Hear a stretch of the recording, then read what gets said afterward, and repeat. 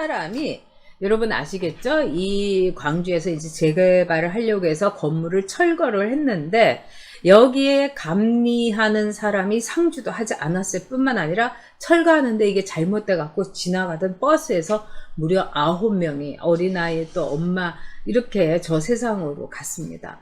참 이건 있을 수 없는 일이죠. 그리고 문재인 정권에서 이런 사고도 계속 많이 일어나고 있고요.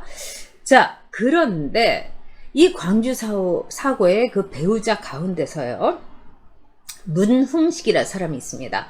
근데 이 사람은요, 불법 하도급 전문이고요. 이 바로 그 건물의 재개발 사업에 관여를 했다고 합니다. 자, 이 사람, 이 사진 좀, 인상 좀 보시겠어요? 자, 여기 있는 사람입니다. 그런데 이 사람이 5.18 기념식에, 자, 앞에 있는 게 여러분 누구겠어요? 딱 그 귀만 봐도 아시겠지만 문재인입니다. 그리고 뒤에 있는 사람이 정의용이에요. 정의용이 누굽니까? 외교부 장관이에요. 그러면 앞줄에는 문재인, 바로 그 뒷줄에, 네? 그 거의 옆이네요. 네, 같은 줄에 이 조폭이, 이 문흥식이라는 사람이 앉아 있었던 거예요. 그러니까 뭐 서열로 보면은 정의용보다도 더 대단합니다. 자, 근데 이 문흥식이라는 사람은요, 신양 오비파의 조폭으로 이 사람이 재판에서 폭력배로서 아예 이 처벌을 받은 게 재판 기록이 다 있습니다. 근데 이 사람은 불법 하도급 그 전문이고요.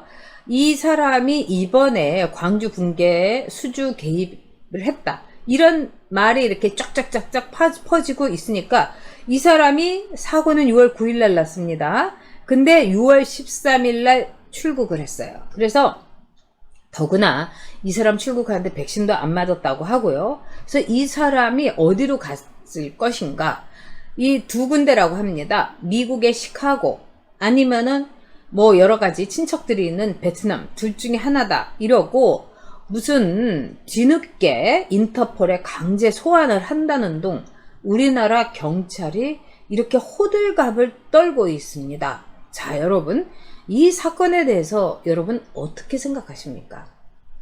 김학이란 사람은요, 서류를, 그것도 검사가 가짜 서류를 이렇게 만들어 가지고 출금하는데 출국 금지를 시키고 출국하는데 붙잡았어요. 근데 이런 조폭 과거가 있는, 그리고 지금 너무나 온 국민이 분노하고 있는 광주 사건의 배후고, 여기서도 또 해먹으려고 불법 하도급에 소문이 그냥 정말 대단한 이런 사람은 유의히 휘파람 불고서 딱 나갔단 말입니다. 이거 어떻게 보십니까, 여러분? 다 카르텔이 있는 겁니다. 아까 제가 사진에서 보신 것처럼요, 보여드린 것처럼 보세요, 여러분. 자, 문재인하고 같은 자리에 앉아 있고요. 뒷자리에 오히려 정의용이 앉아 있습니다. 자, 5.18 단체 회장, 알고 보니 조직폭력배 행동대장 출신이었다. 자, 이 사람이 있었던 이 조폭 조직은 신양 오비파라고요. 아주 이 광주에서는 굉장한 조직이라고 합니다. 그런데 자, 여러분, 이 사람 얼굴 인상을 보더라도 범상치 않지 않습니까? 자, 옆에 정의용이 있고 이 문흥식이라는 사람이 있는데 딱 봐도 여러 가지로 인상은 과학이라는 게 이럴 때 보여주는 게 말하는 게 아닌가 싶습니다. 자, 그런데요, 여러분, 이 5.18 이른바 유공자입니다, 이 사람은. 그래서 이 사람이 단체장을 했던 게 5.18 구속 부상자회 회장이라는 거예요. 그러니까 5.18 때 부상을 입었던 사람. 이러니까 이 사람 유공자에다가 뭐 오죽 연금에다가 자식들 취직도 막 잘 되고, 거기다가 뭐 병원도 다 공짜고 별별 5만 가지 혜택을 다 받았을 겁니다. 근데 이 사람은 우리 사회에서의 이른바 범죄와의 전쟁에서 제일 먼저 소탕 대상이 됐던 신양 오비파의 두목까지도 못 되고 그 밑에 행동대장이었어요. 두목은 쫙 이러면서 명령이나 내는데, 행동대장은 뭡니까? 몽둥이 갖고 그 다음에 사시미 칼고 회칼 듣고 뭐 서울 원정도 오고 이러는 게 바로 이런 조직폭력배예요. 말을 하고 보니까 너무너무 무섭죠. 그래서 일단은 중요한 거는 뭐냐? 5.18 단체 여기에 있는 명단을 여러분 공개해야 됩니다. 아니 이 영광스러운 거를 왜 공개를 못합니까? 독립유공자 명단 다 우리가 알고 있는데 어떻게 해서 5.18 유공자는 명단을 공개하지 못하는 겁니까? 또 5.18 유공자들은 자 5.18 광주 민주화 항쟁이 1980년에 일어났어요. 그러니까 41년 전이에요. 그런데 해마다 계속해서 이 유공자가 늘어나고 있다는 거예요. 자, 그 당시에 정말 20살, 30살 이러면 지금요 60대 후반, 60대, 70대인 거예요. 근데 그 사람들이 다 김대중 대통령 때 명단 올려라 막 이럴 때 안 했을까요? 도대체 어떤 사람들이 지금 해마다 몇백 명씩 명단을 새로 추가를 하고 있는지 너무 이상하죠, 여러분. 이게 뭐겠습니까? 그 다음에 두 번째, 5.18 유공자들의 배경이라든가 그 사람들의 이 전과 기록 같은 걸 조회하면은 여러분 굉장히 충격적인 일이 일어난다. 한마디로 정말 감당할 수 없는 쇼크일 거다. 제가 이 이야기를 이 5.18 민주화 그 항쟁 때 참가를 했던 그야말로 학생운동 했던 사람한테 들었습니다.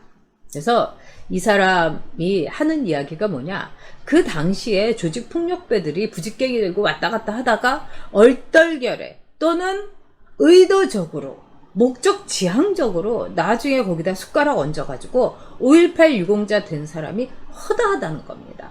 저도 사실 그런 사람 본 적이 있어요.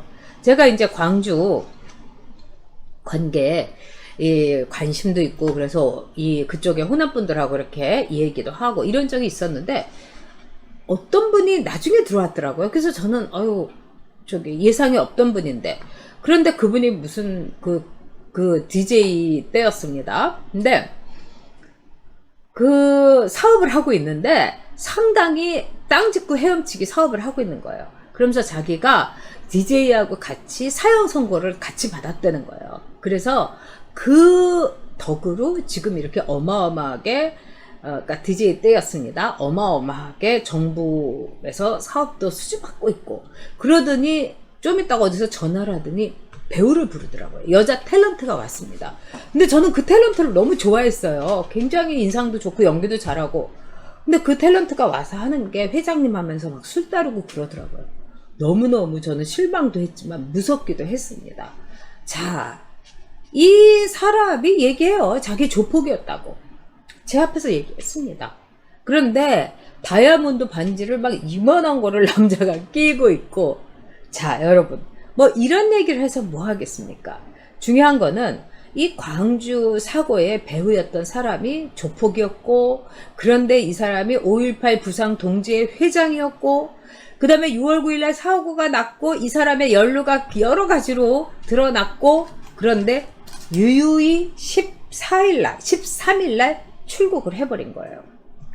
어떻게 보세요? 자 여러분, 서울도 좁습니다. 그래서 경찰들은 이런 조폭들의 동태라든가 이런 거를 나름대로 끈앞풀도 갖고 있고 그렇기도 하죠. 근데 광주는요 더 좁습니다. 자기 손금 들여다보는 시기예요. 그런데 이 사람이 출국을 했다? 자, 이 조폭 5.18 유공자가 어떤 식으로 해가지고 어떤 경로로 부랴부랴 출국을 했는지, 이거는 우리가 정권 바뀐 뒤에 꼭 밝혀야 될 문제입니다, 여러분. 자, 여기 문재인이죠. 왼쪽에 정의용이죠. 그 다음에 문재인 바로 옆에 이 조직폭력배 행동대장 문흥식이 딱 앉아 있습니다. 제가 이거를 초기에 이거를 캡처를 해둬가지고 여러분한테 보여드리는데, 정말 지금 다른데 문흥식이 막 사진 나오죠. 근데 문흥식이 혼자 있는 사진이라든가 문흥식이만 얼굴을 드러내고 나머지는 다 모자이크한 그런 사진밖에 없습니다. 자, 정의용이가 뒤에 있고 문재인이하고 같은 자리에 어깨를 나란히 하고 앉았다. 이러면 여러분 답 나오는 거 아니겠습니까? 네. 자, 정말 광주 사고의 배후는 조폭 5.18 유공자. 결론은 이겁니다. 유공자 명단 공개하라. 조폭 유공자 회장 등등을 비롯해가지고 전과 민주화 유공자란 이름 아래 있는 5.18 민주화 유공자들의 정가도 공개하라. 네.